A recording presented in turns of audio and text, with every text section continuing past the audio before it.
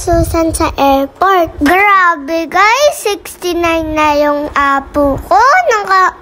Nang tatabraho pa sa Canada.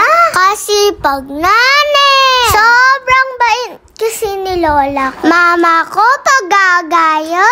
Siyempre, iniisip ko lang naman si Lola. Yan, naiyak kasi ako sa kanya eh. Hirap kaya sa abroad. Kahit di ko pa naranasan, ang hirap mag-isa. Kaya kawawa si Lola na. Kaya dapat, intindihan na lang siya. Naiyak talaga ako nang i-message niya ako. Grabe. Kailan ko kaya masasabi na ako na bahala sa inyong lahat? Lagi naman tayo ng hahatin, no, Ma? Oo, lagi naman akong umiiyak. Ate ko, ne, pabidyo min mama, makalbog na araw. Kaya nakalala, bye-bye.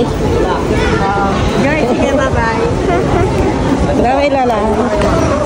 Sige. Naka-wheelchair si Lola.